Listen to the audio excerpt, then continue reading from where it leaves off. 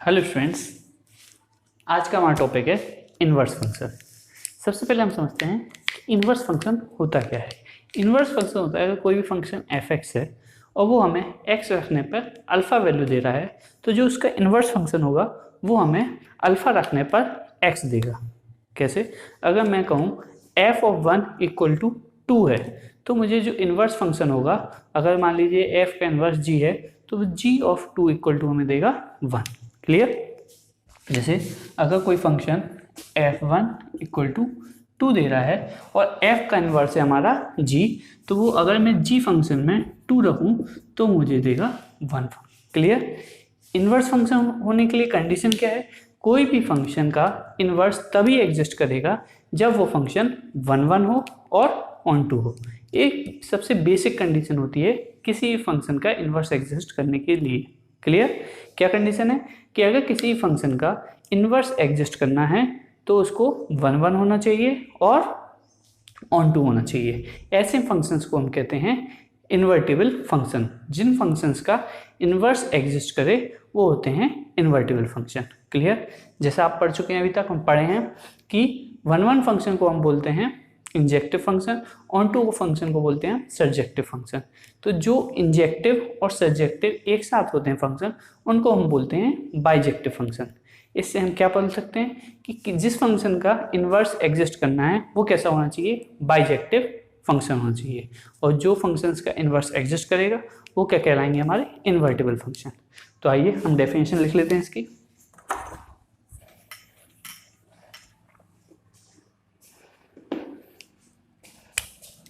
Let f a to b is a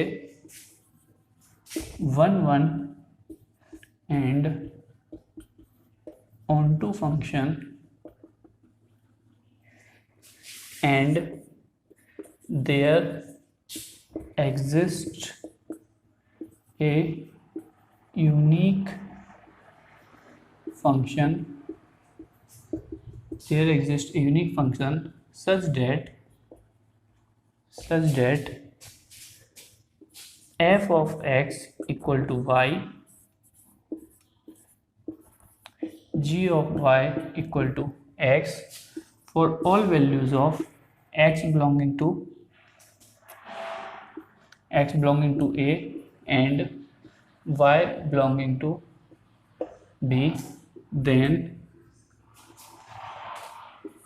g b to a is inverse of f। क्या कह रहा है? अगर कोई हमारा फंक्शन a टू b है, वो क्या है? वन वन है और ऑन टू है। बेसिक कंडीशन है कि a तो सेटिस्फाई करना ही चाहिए। जो हमारा फंक्शन है f, वो कैसा होना चाहिए? वन वन और ऑन टू होना चाहिए। वो वन वन है और ऑन टू है। और there exist a unique function, वहां पर एक यूनिक फंक्शन एग्जिस्ट कर रहा है। कैसा? वो क्या कह रहा है? f of x equal to y. अगर फंक्शन में x की वैल्यू रखूं तो मुझे y मिलता है, और एक g फंक्शन है जिसमें y रखूं तो मुझे x मिल रहा है। फॉर ऑल x कहां पे बिलोंग कर रहा है? a को बिलोंग कर रहा है, मतलब f के डोमेन को। और y कहां पे बिलोंग कर रहा है? f के कोडोमेन को। देन तो हम क्या बोल सकते हैं? एक g फंक्शन होगा जो कि b टू a डिफाइंड होगा और इनवर्स ऑफ f होगा। क्लियर? देखते हैं।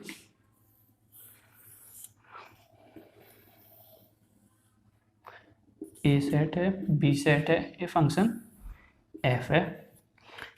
यहाँ पर एलिमेंट्स हैं x1, x2, x3, यहाँ पर है y1, y2 और y3। अब f फंक्शन है, इसमें मैं जिसका a डोमेन है, तो a डोमेन में क्या है? x1, x2 और x3, और b क्या है? कोडोमेन, जिसमें y1, y2 और y3। अब इस फंक्शन को वन वन होना है और ऑन टू फंक्शन होना है। ऑन टू फंक्शन का मतलब जो बी सेट है वो सारे के सारे एलिमेंट्स यूज हो जाने चाहिए, और वन वन का मतलब कि जो ए के एलिमेंट्स हैं इसकी सिर्फ एक ही इमेज बननी चाहिए। x1 का मैं y1 से कनेक्ट किया, x2 का y2 से, x3 का y3 से। ये फंक्शन कैसा होगा? मेरा वन वन फंक्शन भी हो गया और ऑन टू फंक्शन भी हो गया।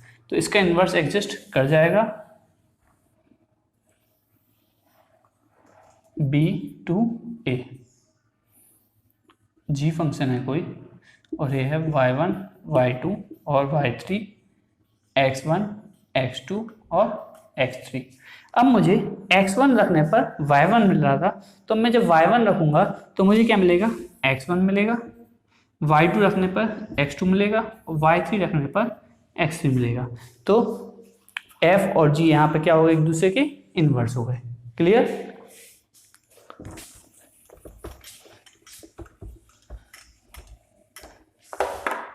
क्या चीज हुई है, अगर मैं देख रहा हूं f ऑफ x1 मेरा क्या था y1, f ऑफ x2 मेरा क्या था y2 और f ऑफ x3 मेरा क्या था y3। यही था। यहाँ पे क्या मिला मुझे, g ऑफ y1 मुझे क्या मिला x1, g ऑफ y2 मुझे क्या मिला x2 और g ऑफ y3 मुझे क्या मिला x3।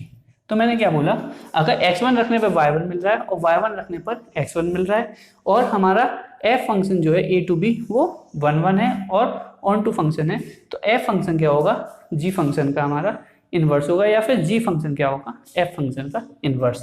तो इसी को मैं बोल सकता हूँ f inverse y1, f inverse y2, f inverse y3। Clear? क्योंकि जी वाई जो है हमारा, जी एक्स फंक्शन जो है वो है हमारा इनवर्स किसका, एफ फंक्शन का। तो एफ इनवर्स y1 किसके बराबर होगा, G of y1 equal to x1। Clear? अब मैं यहाँ पे देखूँ, देखिएगा आप, अगर मैं देखूँ डोमेन ऑफ एफ क्या है, x1 है, इसमें x2 है और x3 है। रेंज ऑफ एफ क्या है, रेंज ऑफ एफ है y1 y2 और y3। यही है डोमेन और यही है रेंज। यहाँ पे देखते हैं डोमेन ऑफ एफ इनवर्स क्या आया, डोमेन ऑफ एफ इनवर्स मतलब जो जी का डोमेन है वो आया हमारा y1 y2 और y3। क्लियर? रेंज क्या आया, रेंज आया हमारा एफ इनवर्स का x1 x2 और x3।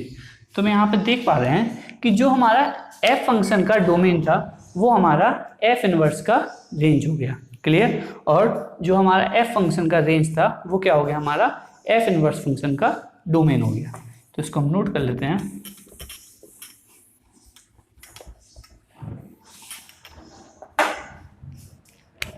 नोट बना के लिख लीजिएगा, बॉक्स में लिखिएगा तो आपको याद रहेगा, इंपॉर्टेंट मार्क करिएगा यहाँ पे।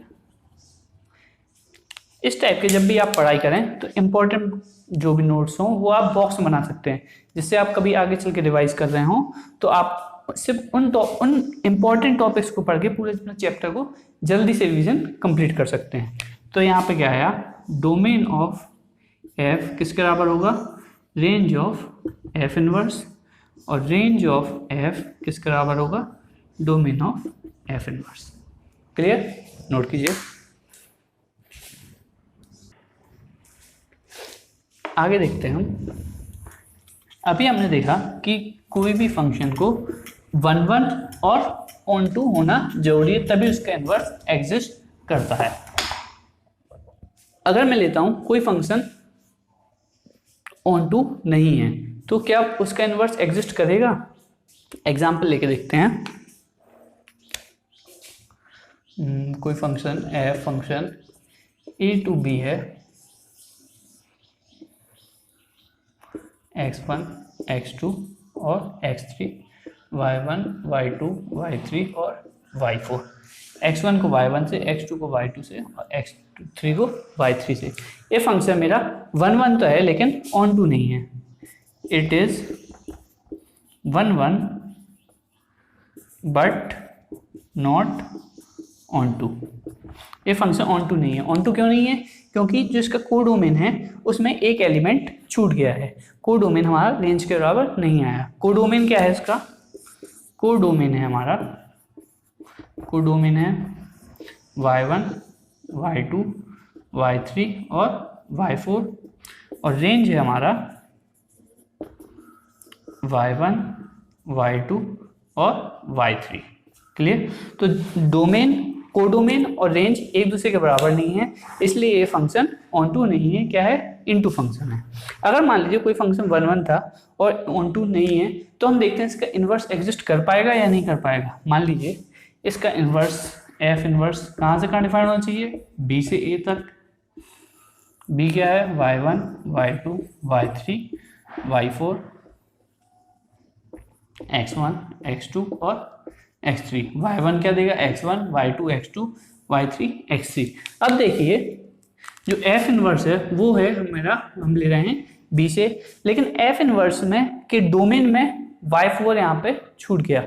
सबसे रिवाइज कीजिए, जब सबसे पहले हमने फंक्शन स्टार्ट किया था तो हमने वहां पर आपको बताया था कि फंक्शन के डोमेन में कोई भी एलिमेंट 2 बार यूज नहीं होना चाहिए, और सेकंड कंडीशन थी कोई भी एलिमेंट छूटना नहीं चाहिए। क्लियर, कोई भी एलिमेंट छूटना नहीं चाहिए। तो यहाँ पे तो y4 हमारा क्या हो रहा है, छूट रहा है। तो हम कह सकते हैं f inverse is not a function. ये तो फंक्शन ही नहीं होगा।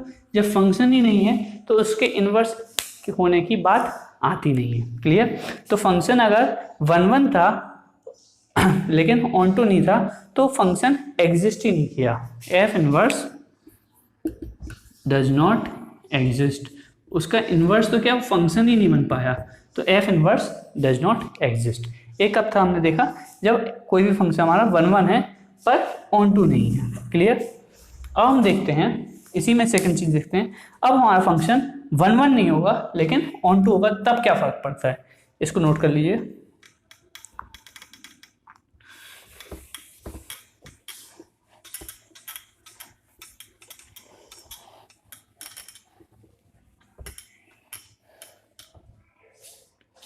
अब इसी में देखते हैं हम x4 ऐड कर लेते हैं।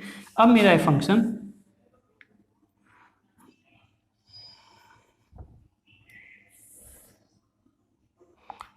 x5 लेते हैं। क्लियर, अब ये मेरा फंक्शन क्या है, मेरा फंक्शन 1 1 ना होके मैनी 1 हो गया है, और लेकिन ऑन टू है क्योंकि इसका डोमेन अब किसके बराबर हो गया है, रेंज के बराबर। तो f फंक्शन क्या हो गया है, ऑन टू है बट नॉट 1 1। अब ये फंक्शन 1 1 नहीं है, तो हम देखते हैं अब इसका इन्वर्स एग्जिस्ट कर सकता है या फिर नहीं कर सकता। जितना a से b f, तो हमने देखा b a y1 y2 y3 y4 x1 x2 x3 x4 और x5। y1 x1 से था, y2 x2 से, y3 x3 से, y4 हमारा x4 और x5। देखिए अब क्या ये इन्वर्स फंक्शन एग्जिस्ट करेगा। देखिए अब फिर से वही बात आ गई कि जो चीज़ फंक्शन की डेफिनेशन में है कि कोई भी फंक्शन है उसका अगर डोमेन b है तो उसके सारे एलिमेंट्स यूज हो जाना चाहिए। यहाँ पे सारे एलिमेंट्स यूज हो गए लेकिन एक ही बार यूज होना चाहिए यहाँ पे, लेकिन y4 क्या हो गया, दो इमेज बना रहा है, मतलब y4 हमारा 2 बार यूज हुआ। तो किसी भी फंक्शन में उसके डोमेन का कोई भी एलिमेंट 2 इमेज नहीं बना सकता। अगर वो ऐसा करता है तो वो फंक्शन नहीं है। तो यहाँ पे फिर से वही बात आ गई कि f इनवर्स क्या होगा, does not exist. f inverse does not exist. f inverse, या फिर इसको मैं g बोल दूं तो f इनवर्स और g is not a function. ये जब फंक्शन ही नहीं है तो एग्जिस्ट करने की कोई बात ही नहीं है, एग्जिस्ट भी नहीं करेगा। क्लियर, नोट कर लीजिए। तो यहाँ से क्या पता चला हमें कि कोई भी फंक्शन अगर 1 1 है और ऑन टू है, दोनों एक साथ है, तभी उसका इन्वर्स एग्जिस्ट करेगा। क्लियर, और मैं बताया कि 1 1 फंक्शन को क्या बोलते हैं हम, injective function, onto function को सर्जेक्टिव फंक्शन, और जो फंक्शंस 1 1 और ऑन टू मतलब इंजेक्टिव और सर्जेक्टिव दोनों एक साथ होते हैं वही फंक्शन क्या कहलाते हैं, बाइजेक्टिव फंक्शन। तो हम बाइजेक्टिव फंक्शन की डेफिनेशन नोट कर लेते हैं। आपको जब नोट करना हुआ करे तो आप वीडियो को पॉज करके नोट कर सकते हैं।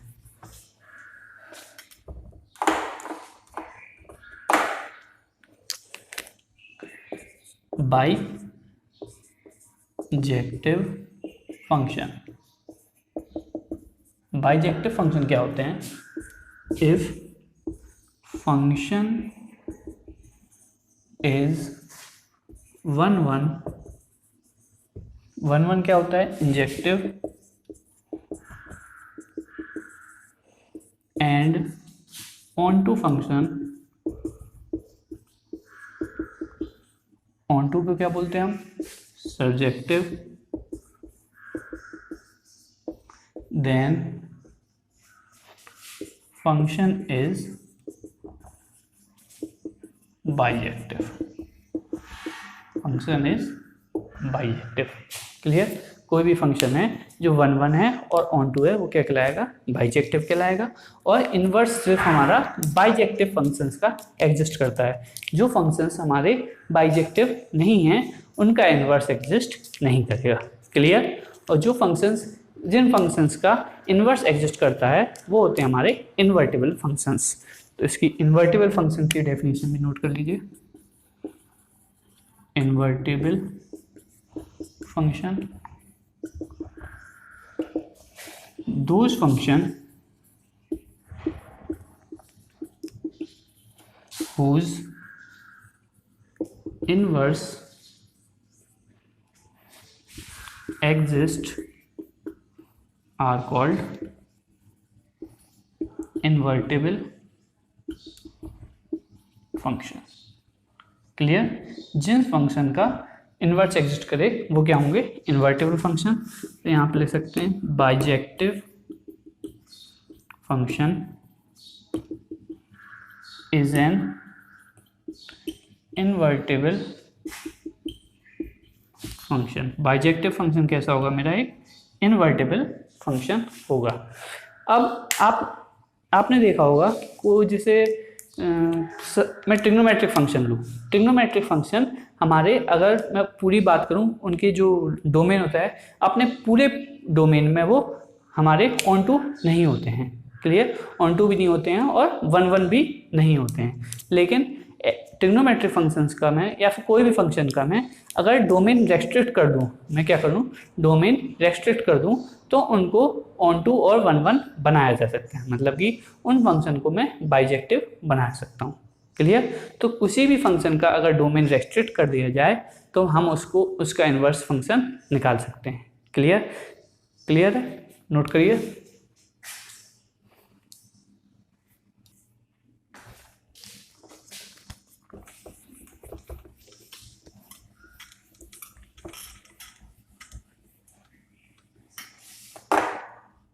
अब देखिए, अगर y equal to F X है, क्लियर, एक फंक्शन है, तो इसका इन्वर्स होगा y equal to F inverse X से एक कोई भी इन्वर्स होगा इसका। एफ एक्स कोई फंक्शन है तो उसका इन्वर्स क्या होगा, y equal to F inverse X. अगर y equal to F X पर कोई पॉइंट अल्फा कॉमा बीटा है, मतलब x इक्वल टू अल्फा रखने पर मुझे y इक्वल टू बीटा मिल रहा है, तो एफ इन्वर्स एक्स पर वही पॉइंट क्या होगा, बीटा कॉमा अल्फा। क्योंकि अब x क्या रखूंगा मैं, बीटा, क्योंकि एक इन्वर्स फंक्शन है तो मुझे y मिलेगा अल्फा।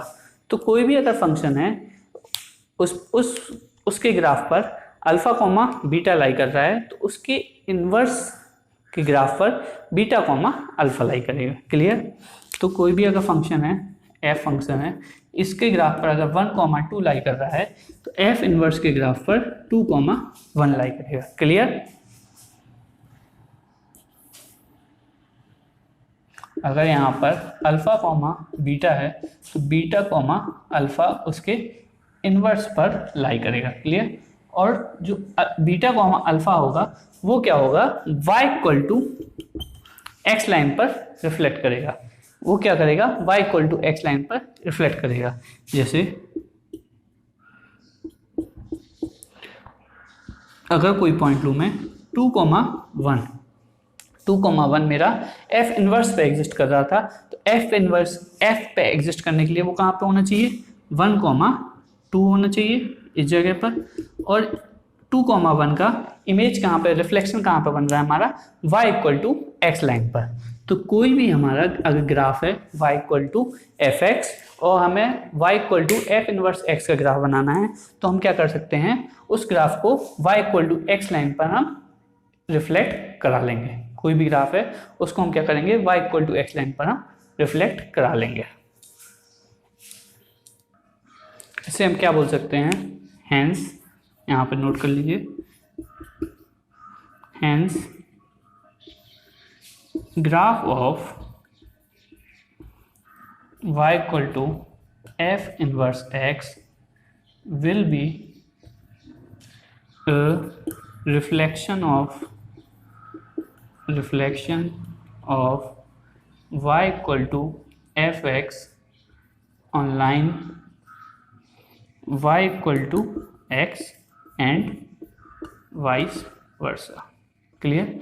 कोई भी अगर ग्राफ है y equal to F inverse x का, वो कहाँ पर होगा, रिफ्लेक्शन किसका होगा, y equal to F X का होगा, किस लाइन पर, y equal to x line पर। नोट करिए।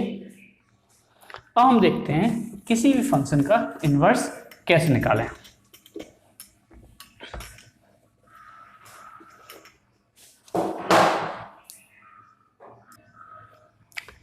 अब हमारा है how to find inverse function, किसी भी फंक्शन का इनवर्स कैसे निकाला जाए। क्लियर? अगर हमें कोई function f a to b दिया गया है तो उसका इनवर्स कैसे निकालेंगे, इसके सिंपल से स्टेप्स हैं।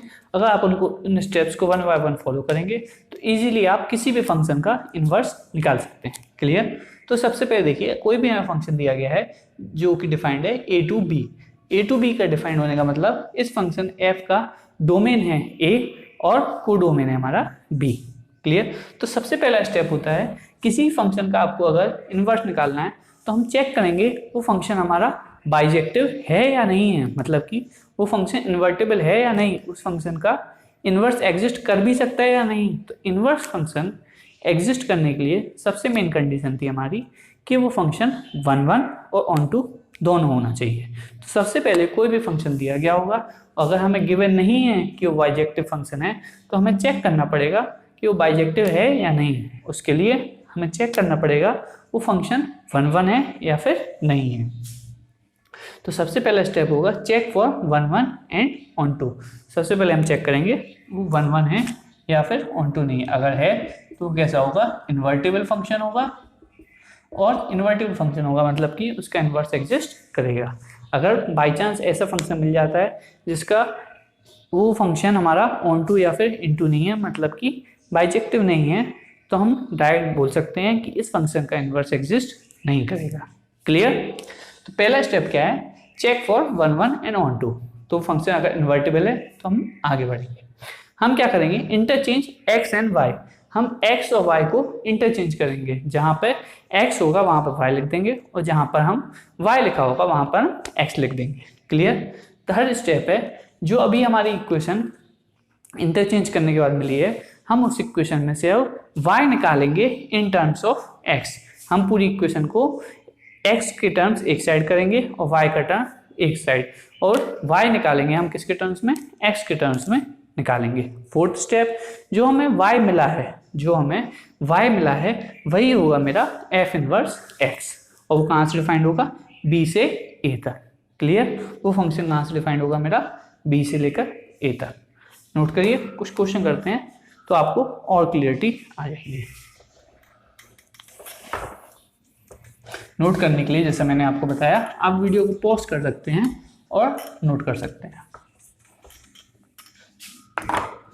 क्वेश्चन है आपके पास, find inverse of f r to r, sorry, find inverse of y equal to e की power x given it is bijective। Clear?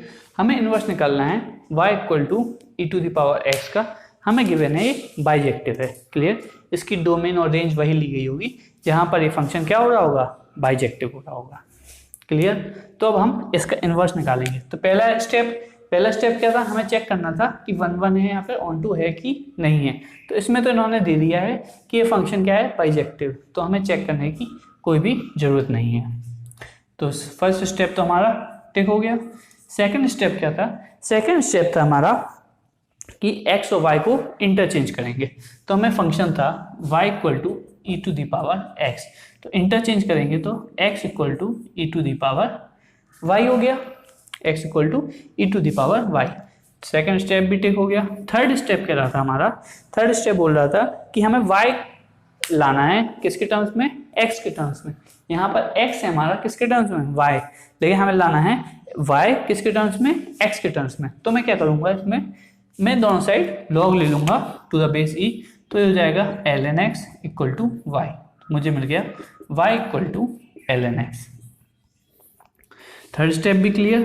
Fourth कह रहा था जो मुझे y मिलेगा वही मेरा क्या हो जाएगा, f इनवर्स x। तो अगर y F x equal to E to the power x एक फंक्शन था तो f इनवर्स x हो जाएगा मेरा ln x। क्लियर। तो e to the power x का इनवर्स क्या होगा, ln x। क्लियर। क्या किया मैंने, पहला स्टेप था हमें चेक करना था फंक्शन 1 1 है या फिर ऑन टू है कि नहीं। तो यहाँ पे फंक्शन हमें दिया गया था बाइजेक्टिव है, तो हमें चेक करने की कोई भी जरूरत नहीं पड़ी।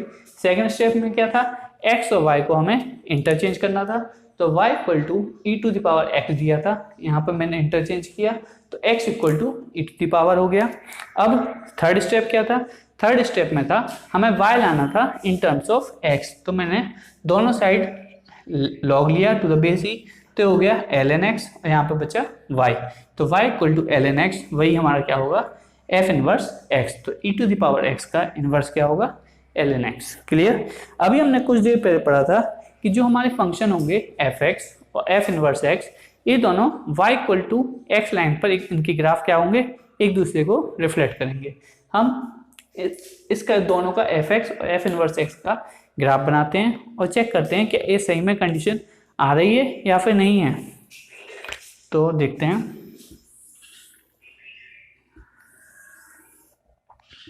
Zero y equal to E to the power x का ग्राफ ऐसा होता है, 0,1 से पास होता है। और y equal to ln x का ग्राफ क्या होता है, y equal to ln x का ग्राफ कुछ इस प्रकार होता है, y equal to ln x और ये है y equal to E to the power x। ये पॉइंट होता है मेरा 1,0। तो हम देख पा रहे हैं कि y equal to E to the power x और y equal to ln x हमारे कहाँ पर है, y equal to x line पर रिफ्लेक्शन है, y equal to x line पर इनका रिफ्लेक्शन नजर आ रहा है।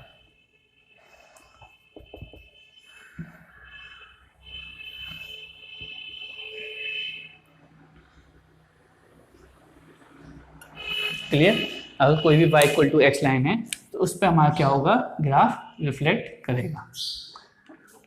ये था हमारा y equal to F x equal to E to the power x और ये ग्राफ है हमारा y equal to f inverse x equal to ln x।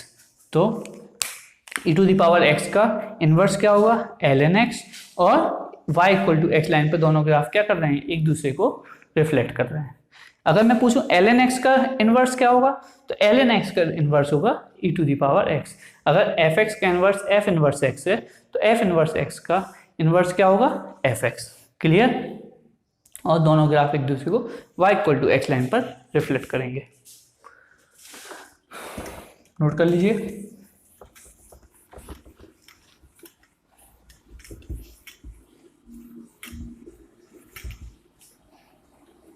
Next question लेते हैं। If f(x) equal to 3x + 5 find f inverse x। अगर f(x) की value 3x + 5 है तो f इनवर्स x निकालना है। Assume it to be bijective. Okay है कि वो बाइजेक्टिव है। y इक्वल टू, पहला स्टेप क्या था, फर्स्ट स्टेप वही था हमारा चेक करना कि 1 1 है या फिर 1 2 है। तो यहाँ पे तो दिया है कि बाइजेक्टिव है तो फंक्शन हमारा 1 1 भी है और 1 2 भी है। First step clear. तो y इक्वल टू 3x + 5।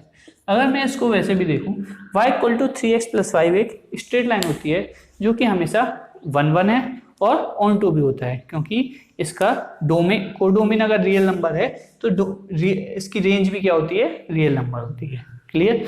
तो ये फंक्शन वैसे भी हमारा 1 1 है और ऑन टू है। क्लियर, इसमें तो दिया ही था तो हमें इस बारे में सोचने की जरूरत ही नहीं है। सेकंड स्टेप क्या बोलता है? सेकंड स्टेप बोलता है कि इंटरचेंज y और x। तो इंटरचेंज कर लेते हैं, x equal to 3y plus 5, interchange हो गया। Second step tick. Third step है हमारा कि हमें y निकालना है in terms of x। y निकालना है हमें काय में? In terms of x। तो y निकालते हैं यहाँ पे, x minus 5 equal to 3y और y equal to x minus 5 divide by 3। Clear, y equal to x minus 5 divide by 3। Third step clear हो गया। फोर्थ स्टेप कहता है मेरा कि जो मुझे ऑप्टेंड y, मुझे जो y की वैल्यू मिली है वो क्या है? वही क्या होगी? हमारा f इनवर्स x होगा। वही मेरा क्या होगा? f inverse x। तो f इनवर्स x मुझे मिल गया x minus 5 divide by 3। Clear, कोई भी मेरा function y equal to 3x plus 5 था तो मुझे f इनवर्स x मिल गया x minus 5 divide by 3। Clear, note कीजिए।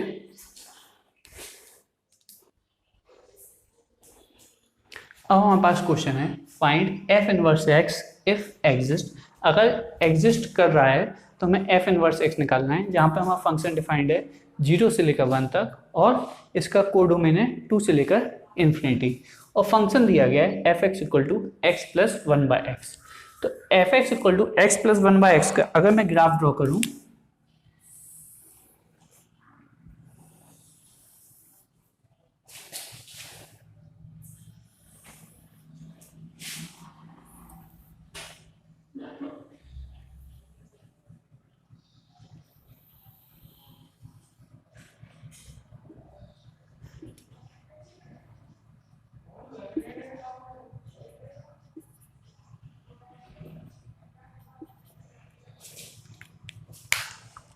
यहाँ पे एक ग्राफ है हमारा y equal to x plus 1 by x का।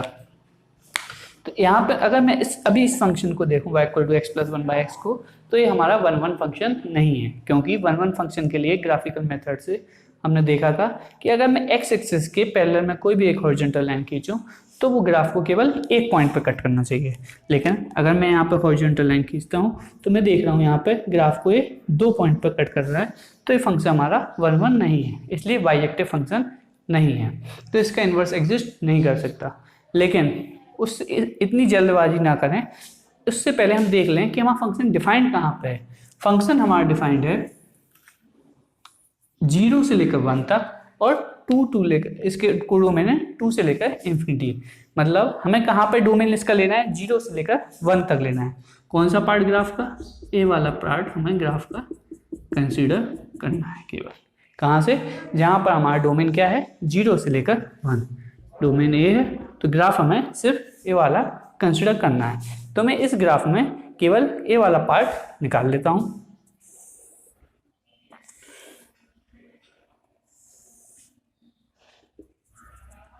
यहाँ पे क्या है? 1 यहाँ पे इंक्लूड किया गया है डोमेन में और 2 को भी मैं फिर इंक्लूड करना पड़ेगा। 2 पे ओपन इंटरवल लगाया है, 1 और 2।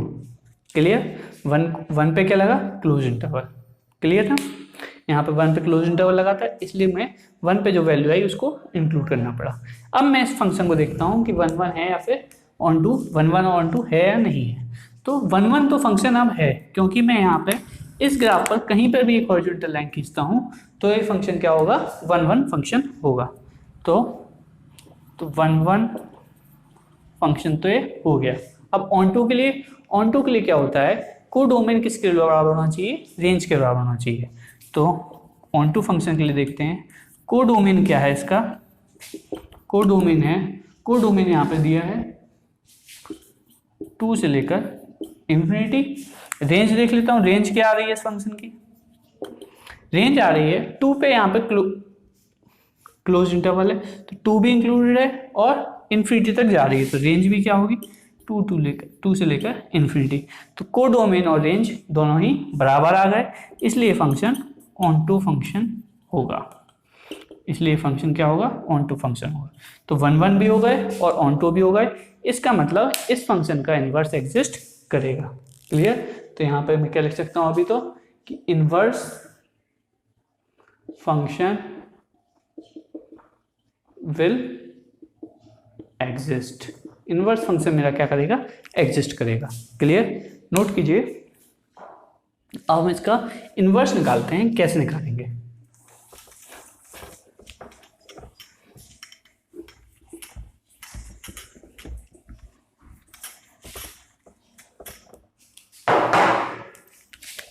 एफ एक्स था मेरा एक्स प्लस 1/x। क्लियर, मतलब कि y equal to x plus 1/x। तो 4 स्टेप जो थे 1 2 3 4, किसी भी इनवर्स फंक्शन के 4 स्टेप थे, वो एक एक करके। फर्स्ट तो हमने टिक कर लिया कि फंक्शन हमारा 1 1 भी है और ऑन टू भी है। इस डोमेन में और इस कोडोमेन में तो हमारा फंक्शन 1 1 है और ऑन टू है, तो फर्स्ट पॉइंट टिक। सेकंड पॉइंट क्या कहता है कि x और y को इंटरचेंज करो, तो x और y को इंटरचेंज किया, x equal to y plus 1/y। Second step भी हमारा टिक हो गया। थर्ड स्टेप कहता है कि y को इन टर्म्स ऑफ x लाओ, तो लाते हैं हम x equal to y square plus 1 upon में y, x y equal to y square plus 1, y square minus x y plus 1 equal to 0। Clear, अब एक क्वाड्रेटिक इक्वेशन हो गई है y के फॉर्म में। तो क्वाड्रेटिक इक्वेशन का आपको सॉल्यूशन पता है, कोई भी क्वाड्रेटिक इक्वेशन हो ax square plus bx plus c equal to 0, तो इसकी सीधाचार फॉर्मूले से x होता है minus b plus minus under root B square minus 4ac divide by 2a। Clear, तो यहाँ पर क्या है, y के रूप में क्वाड्रेटिक है, तो मैं y इक्वल टू लिखूंगा माइनस बी, तो यहाँ पे b की वैल्यू माइनस एक्स है, तो minus of minus X plus minus under root B square minus X का whole square X square minus 4 into 1 divide by 2 into 1। तो मुझे क्या मिला, इसको रफ कर देता हूँ मैं, नोट कर लिया होगा शायद आपने। तो मुझे मिल गया y equal to x plus minus under root x square minus 4 divide by 2। तो मुझे y की दो डेफिनेशन मिली, x plus under root x square minus 4 divide by 2, और दूसरी डेफिनेशन में y equal to x minus under root x square minus 4 divide by 2। Clear, अब अगर तीसरी कंडीशन यहाँ पे, अब यहाँ तक पहुँच गए हम। फोर्थ कंडीशन में था जो हमारा y ऑब्टेंड है, और कहाँ पे डिफाइंड है, b टू a। अब हमारा y डिफाइंड होना चाहिए b टू a। b क्या है यहाँ पे, 2 टू लेकर इन्फिनिटी, कहाँ से, 0 से लेकर 1 तक। अब मुझे चेक करना है कि मेरा जो इनवर्स फंक्शन है वो इस डोमेन में और इस रेंज में कौन सा हमारा पार्ट डिफाइंड है। तो मैं देखूं, पहले डोमेन में चेक करते हैं, 2 से लेकर इन्फिनिटी। अगर मैं x को 2a से बड़ा रखता हूं तो a चीज़ पूरी मेरी डिफाइंड है और a भी डिफाइंड है, मतलब डोमेन में तो मुझे कहीं पे भी प्रॉब्लम नहीं आ रही है। मेरे डोमेन में दोनों y डिफाइंड है। रेंज देखते हैं, 0 से 1, मतलब रेंज हमारी इनकी क्या होनी चाहिए, 0 से लेकर 1 के बीच में होनी चाहिए। तो इसमें देख रहा हूँ, अगर मैं यहाँ पे 2 से बड़ा रखता हूँ तो a पार्ट क्या हो जाएगा, इसमें अगर मैं x को 2 से बड़ा रखता हूँ तो y मेरा क्या हो जाएगा, 1 से बड़ा हो जाएगा। y मेरा क्या होगा, 1 से बड़ा, जो कि इस कोडोमेन से बाहर निकल जाएगा, इसलिए मैं इस फंक्शन को नहीं लूँगा। इसमें देखता हूँ, अगर मैं x की वैल्यू 2 से बड़ी रखता हूँ तो यहाँ पे माइनस साइन होने के कारण ये y की वैल्यू हमेशा 0 से लेकर 1 के बीच में रहेगी। तो क्योंकि अगर मैं x की वैल्यू मान लीजिए 3 रखता हूँ तो y equal to 3 minus under root 9 minus 4 5 divide by 2। 3 minus under root 5, under root 5 की वैल्यू 2 से तो बड़ी होगी, 3 माइनस अगर मैं 2 भी लेता हूँ, 3 माइनस 2 1 हाफ, तो ये क्या होगा, हमेशा 0 से 1 के बीच में ही लाई करेगा। तो ये वाला फंक्शन इस कोडोमेन और डोमेन में मेरा डिफाइंड है। तो मेरा y equal to x minus under root x square minus 4 divide by 2, यही क्या हो जाएगा, f इनवर्स x। तो मेरा क्या, f इनवर्स x मुझे इस रूप में मिल गया। क्लियर, तो मुझे अगर y की दो अलग अलग डेफिनेशन मिल रही हैं तो मैं उनको चेक करूंगा कि मेरे जो y की डेफिनेशन है वो मेरी b टू a में डिफाइंड है भी या फिर नहीं है। नोट कर लीजिए।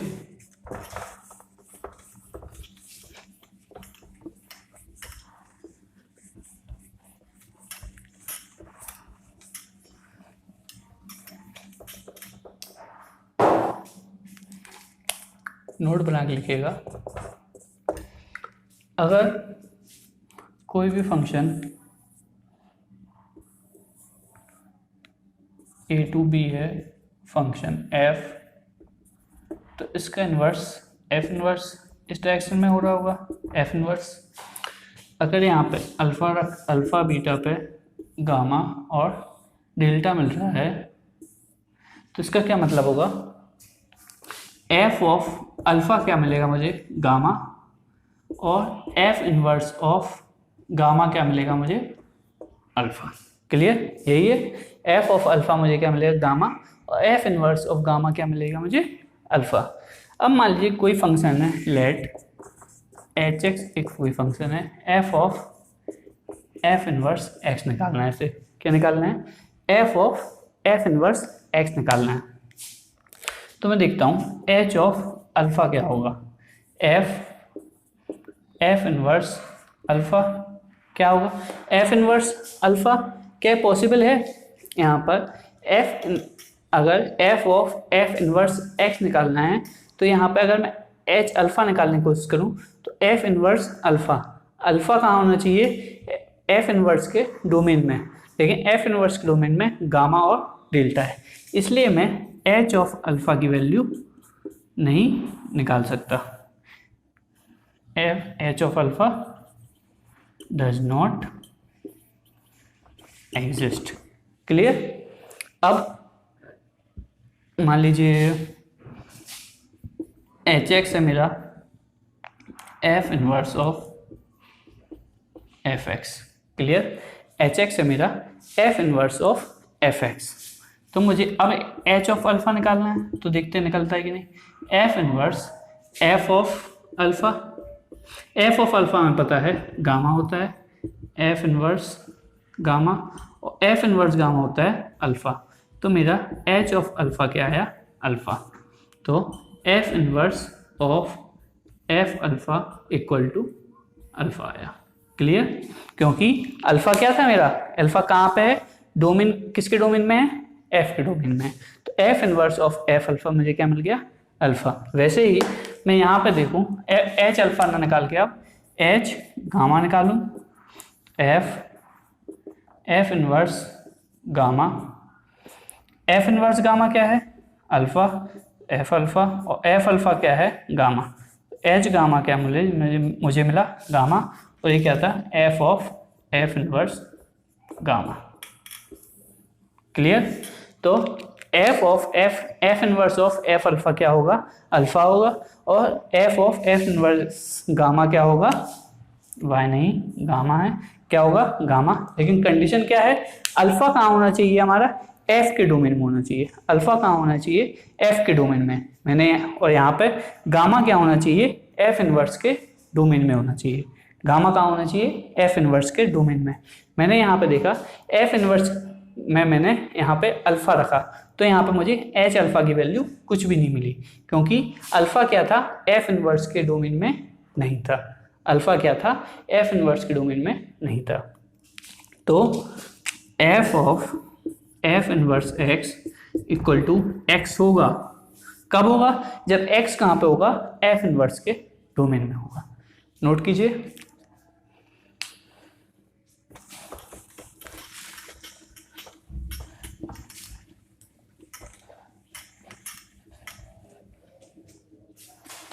और नोट बना के लिखिए यहाँ पे, note first, f of f inverse x equal to x if x is in the domain of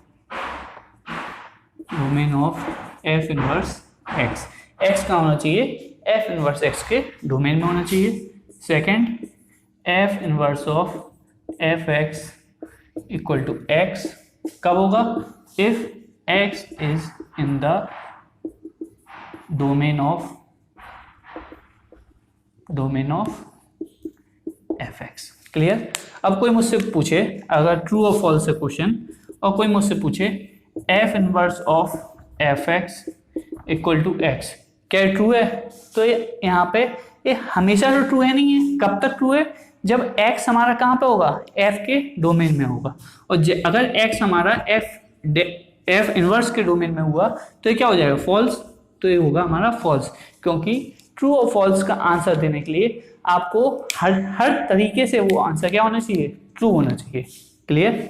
अगर ट्रू और फॉल्स का फर्स्ट था, अगर सेकंड इस प्रकार होता, if x belongs to a and function a to b f inverse of f x equal to x. अब बताइए ट्रू है फॉल्स? तो देखिए f inverse of f x equal to x होने के लिए एक्स कहाँ होना चाहिए, एफ के डोमेन में, और एक्स बिलोंग्स टू ए दिया गया है और ए क्या है, एफ का डोमेन है। तब अब ए स्टेटमेंट क्या होगा, हमेशा ट्रू होगा। अब क्या होगा, ये स्टेटमेंट हमेशा ट्रू होगा। तो ये चीज देखिएगा कि F of F inverse x x तभी होगा जब एक्स हमारा कहाँ होगा, एफ इनवर्स के डोमेन में आ रहा होगा। क्लियर? इन चीज़ों का ध्यान रखिएगा तो आपका क्वेश्चन कभी गलत नहीं होगा। आगे हम इनवर्स और भी इनवर्स फंक्शन इनवर्स निकालने के लिए क्वेश्चन कल नेक्स्ट लेक्चर में हम सॉल्व करेंगे। Thank you.